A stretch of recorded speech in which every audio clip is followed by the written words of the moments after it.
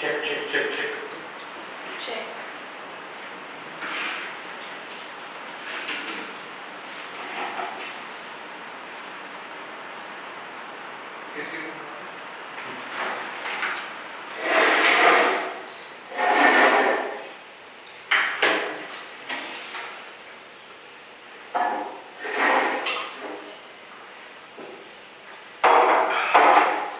Sir, give me a call.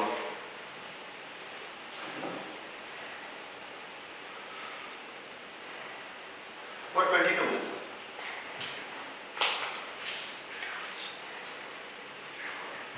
Camera rolling.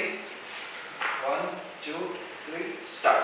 Hello and welcome to the next episode of Goa Wants to Know. Today my guest is Advocate Siola Vaz, the late entrant but a dynamic one nevertheless of the Trinamool Congress in Fatorda.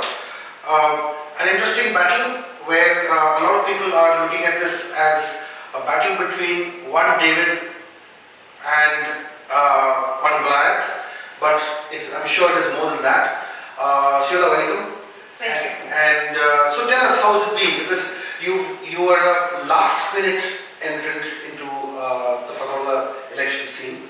Tell us about your experience in the last few days and what gave you the confidence to take both Damu Naik and Vijay Sardesai head on. Yes. So it is not one David, one Goliath. It is one David versus two Goliaths. Sure. Yes. And it is not a last minute entry because we have been working in Fatorda for a long time. My other leaders also have been working in Fatorda for a long time, and I have been working since December. So just like anybody else would have started their door-to-door in December, I started my door-to-door in December. It is just that the ticket announcement was late, which has happened with any other party as well. And it is exactly the same process. So delay has not been there. Okay. No, so the thing is, obviously Fatorda is a land of heavyweights, and all along Fatorda was a battleground where two people fought for the turf. It was Damu Naik and Vijay Sardesai. And the third person was always there in the race, whether it be Congress or any other party, merely filled up the numbers. What makes it different this time? What is different is that TMC is a party which is very strong in its conviction. It is not a party that leaves you. I have seen how the other parties, since I have watched from outside, how the other parties, they leave their candidate. They don't go to support them. My leaders are on my back every day. They are on the ground with me. They are in my office with me. We had Churchill Bab and Luzin Bab, they were in my office today. Then Luzin Bab was with me door to door. So they are not leaving me. So that is the difference. There is conviction. Tell me, this one particular constituency has been represented by Vijay Sardesai for the last 2 terms, 3 terms. First as an independent and then another Goa forward person. So the point here is that, and of course Damu has been a veteran of sorts.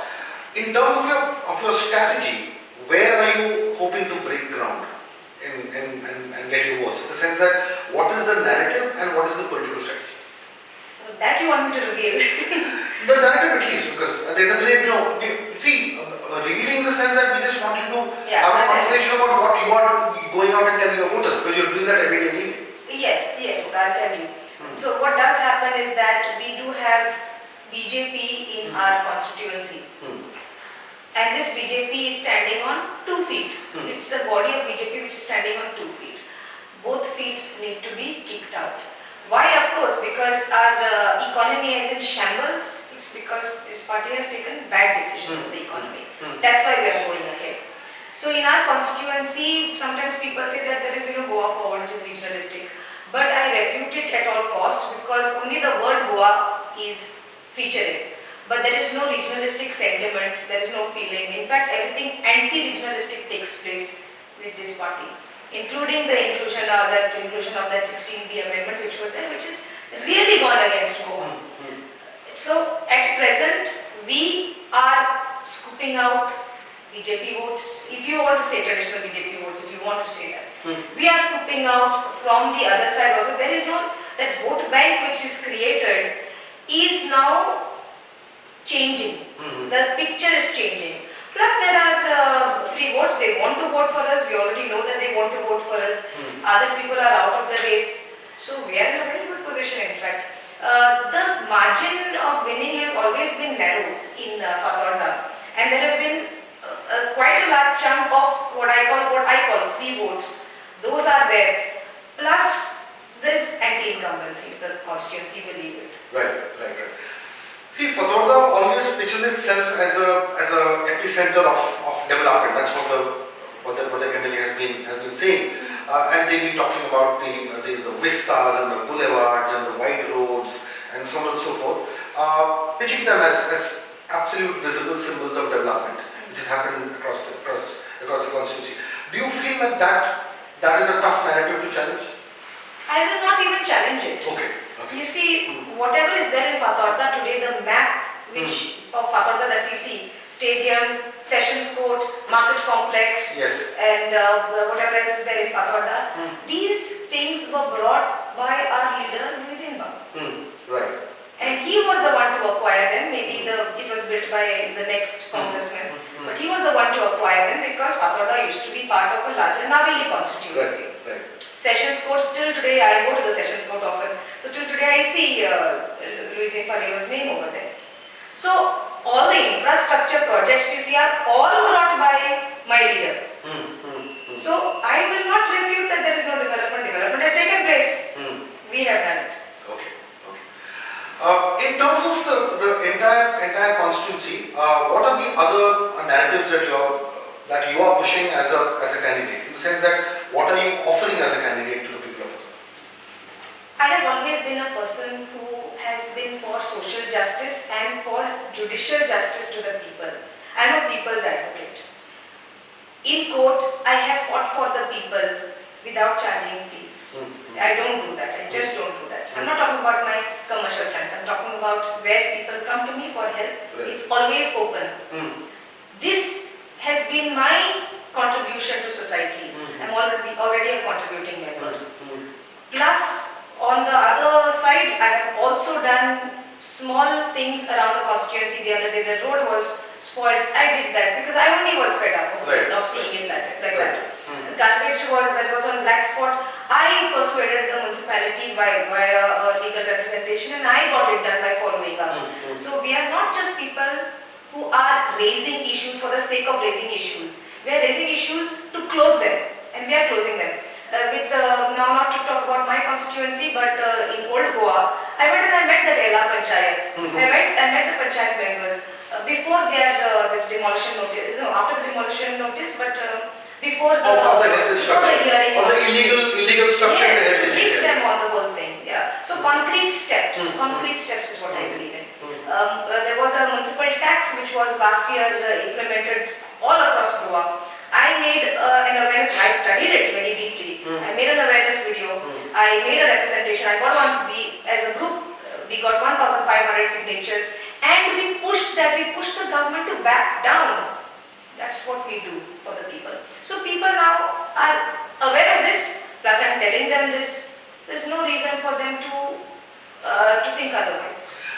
Your candidature is also very interesting because it kind of buttresses and strengthens the whole narrative, as it were, that people who are educated, young, have more years in politics ahead of them than behind them. Okay, and these are people who should come in. It probably also strengthens the whole discourse of having people who are not with traditional political families, whose parents and grandparents have been politicians, but people who are not necessarily from political families and yet want to take the plunge and have faith in the political process, because the faith in the political process is ebbing as far as youngsters are concerned, because they're getting tired and jaded and they look at politics as something that good people don't do. Yes. So the point is that when people like you, and across parties, I'm not just saying only TMC, but when people like you get into the political system with your profile and your background and so on and so forth, doesn't it kind of rekindle hope in the political system as well? That is exactly why I got in. I know that when people look at me, they see hope. I know it. Because even when I look at the way we are moving, when I look at my supporters who are younger than me, when they are younger than me, I also see hope because they are interested and they know that every activist movement has to culminate in politics because that is where your power is going to allow your issue to be solved. So this understanding is fabulous to see among young people, which I can see. Right. So we are going in that direction only. This white what I wear is not because other politicians are wearing white. I wear it because it is easy to wear and it is my profession. It is easy to wear. So very naturally I have gone into politics. All good politicians should be lawyers. Otherwise there is no fun in it. All are from Gandhiji to Ambedkar, giving you great examples. I can only touch their feet. I cannot stand by their stature. They are also lawyers. So it is but natural that I would get into it. I am not from a political background, that's correct. I don't have a political family, that's correct. My father is an engineer. My mother is a retired nurse. She says that nurses don't retire. My sister is an assistant professor in psychology, she's a PhD. I decided to become a lawyer. See, I could have also become an engineer or a nurse like my parents, but I didn't go in that direction. I decided to do something that they were not so that I could contribute into the family. Right. And similarly, politics, there's nobody who is in politics in my immediate family. I had to go because the people demanded it. Similarly, I think taking off from where you left off, I think a lot of the activist movements in and around Goa also, as you said, need to kind of move into the political space at some point of time. And one is actually seeing a few activists who are in the political space, at least in these elections across parties. And that needs to happen because I do agree that over a period of time, the activist movements and politicians are always at loggerheads. They don't easily assimilate, and that assimilation is extremely important. Yeah. Because the activists bring an issue and a politician may challenge that issue or may resist that issue. Correct. So when the activist itself becomes the politician, then you know your issue is going to be taken up. That is why it builds confidence in the people. Now, coming to the second part of this interview, we'll wind up in a bit. You see, obviously one hopes that you do well, one hopes that one gets success and so on and so forth. But at the end of the day, politics is a double-edged sword. You win some and you lose some. You know, in the event of you not crossing the line this time, let's say, you know, that, what are your plans for the next 5 years in the constituency? Because at the end of the day, you're not somebody who wants to be a flash in the pan. You'll obviously want to work extensively. So what plans have you kind of made for yourself after the 10th of March? Either way. Yeah, either way, the plan actually will remain exactly the same. Should I win, I work. Sure. Otherwise also, I work. If I was not contesting also, I work. So the work never stops. Next 5 years, I don't know otherwise how things will be, but the plan is to reach out to the people constantly, not just once in a while. Because now also when I was going, you know, I'm having to answer to the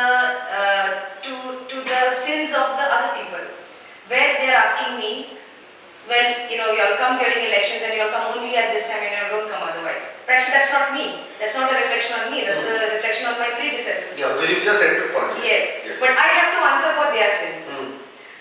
I do not want to commit the same sins. So I will be definitely completely active. It is very natural for me to be active. So that is what will continue. So, you know, the thing is, when you decide to get into politics, you obviously have different choices, different political parties, different choices, by and large suiting your ideology and your beliefs. Yeah. TMC is known to be a relatively new party in Goa. It's been here just for 3 to 4 months, and there were other parties in the offing. So, just tell us this whole process of how you kind of started getting interested in the TMC and how it all came about, because it's a new party, and so how did the connection happen? Yes, TMC is young and so am I. So it was natural that we should come together, and we did. Before TMC came into Goa itself, everybody knew about TMC anyway, everybody knows Mamata Banerjee. So in the same manner, even I know Mamata Banerjee. But not just because of the last Sure. Bengal elections. Sure. But because, well, we have been watching current affairs, so by and large we know who's who. But very particularly I want to say that it is when I had visited Bengal in 2016 on a tour that I came across ordinary people, a taxi driver, a shopkeeper and a tour guide. These people spoke to me about Mamata Banerjee. I was surprised. I didn't ask them. I didn't go to find out about politics. I had gone for my touring purpose. And they decided to bring up their leader, their main leader over there. They decided to bring her up in ordinary conversations. So it told me that she was in their mind, maybe even heart, on a day-to-day basis. I have not seen that phenomenon anywhere. So that has always remained with me. So I had to be with TMC. When was this? When did the Calcutta tour That happen? was years ago, 2016. Okay.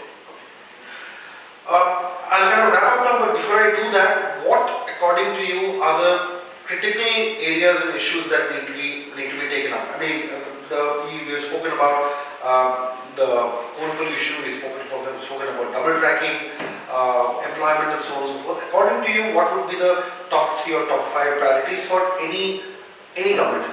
Yeah, All the top teams three. Top three. Top three will be jobs, definitely, and jobs for locals of a particular area. Not where, you know, in GMC it is VMC, Valpoi Medical College, or not like how it is in our district hospital also, and in our collectorate also. We have a lot of people from very far away who are coming, but Right. our own people are there from here. The acquisition is my Fatorda's property has been acquired, but my Fatorda people have not got to go over there. So jobs is definitely top priority. Government jobs I'm talking about. Private sector also, see, in my personal capacity as a nobody. I'm a nobody. I have given jobs. And don't ask me how I was able to do it. Some phone calls here, ask a friend, put in a factory, somebody else, push my people. I've done that in a small way. So even private sector, we need to have some kind of umbrella where people can come in, get placed. So jobs is number one. So that we have human development.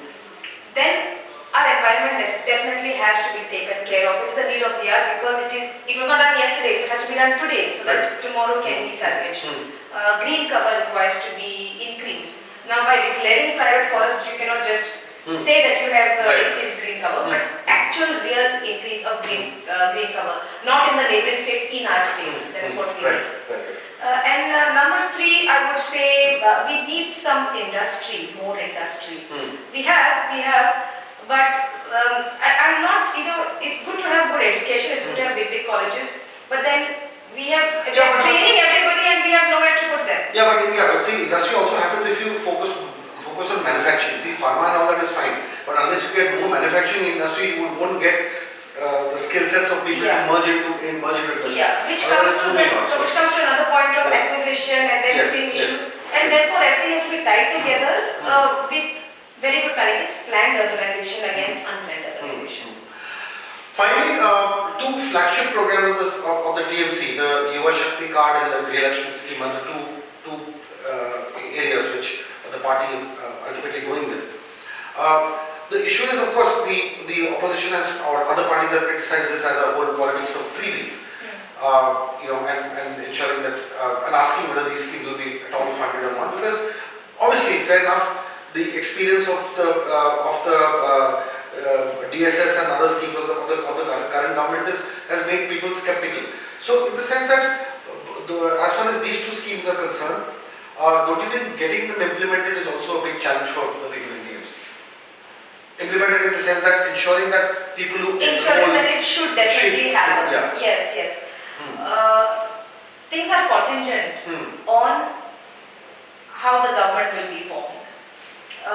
We have a manifesto which is our letter of intent. Right. And in this manifesto, we will try to get as much done as possible in the first 6 months, in the first 1 year, and it will go that way. Everything will not get done, most of things should get done. So, as per these 2 schemes, they are extremely ambitious schemes. But we are not like the others. We are a refreshing party because we are extremely ambitious. We'll do it. Now in Bengal,